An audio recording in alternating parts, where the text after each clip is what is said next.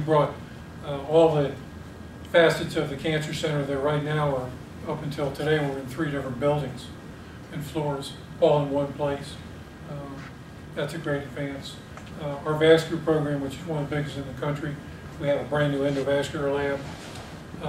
The surgery operation, we're a very large surgery provider.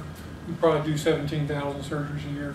All the endoscopy suites have been rebuilt. The surgery suites were not up to code in the old building and couldn't accommodate our technology, which just keeps ballooning in surgery as it goes to minimally invasive, robotics, cine systems, camera systems, microscopes, all those things. And so all that with boom systems, and we can, and integrated ORs. You know, so the list goes on and on. Our cath labs are all new. So I think really we were at a point where we had to do something major, either at the old hospital or here, both with technology and space. Now in some cases, we just simply outgrew the department sizes in the old hospital. And so we had, the departments have been resized. And that'll help not only patients, but staff. And I think one thing I hear here consistently, you know, you guys be your own judges because you're here. Too bad it's not a sunny day, but people here, not only staff, but patients, tell me they just feel better when they're in this building. And I think it has a lot to do with right there. You know, we built this building with a lot of windows, curtain wall systems. We wanted a lot of natural light in this building.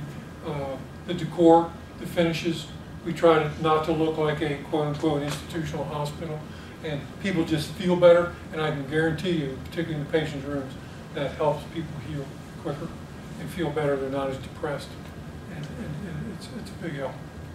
How do you come up with the number of rooms that you would need, because you aren't allowing people to share rooms? So how did you know that you wouldn't be over full? Well, when you take a semi, that's 1 room, 2 patients. When you convert it to 2 privates, you just go ×2. And so you're absolutely right. You just do a simple mathematical calculation, but it basically doubles the number of rooms and the number of bathrooms. And so that's why the building is bigger to a great extent, because your towers double in size to accommodate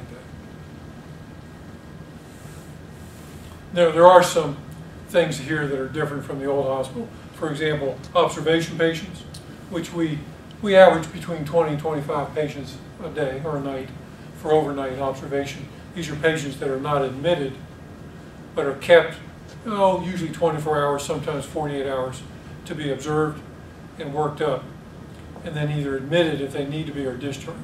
A good example is chest pain. Belly pain are probably 60% of those patients.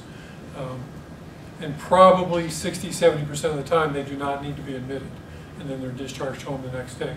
So those beds are not counted as inpatient beds.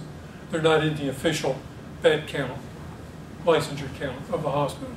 That's a new unit. In the old hospital, those patients were scattered around inpatient units. In this hospital, there's an observation unit, which is right next to the emergency department. They have dedicated staff, and it'll be easier and more efficient and more effective to take care of those patients by grouping them together.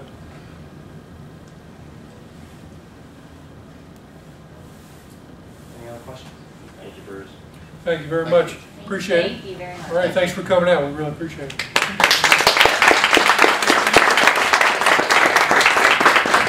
Was that Doug Kaufman clapping? I've never witnessed anything like that. I'm shocked.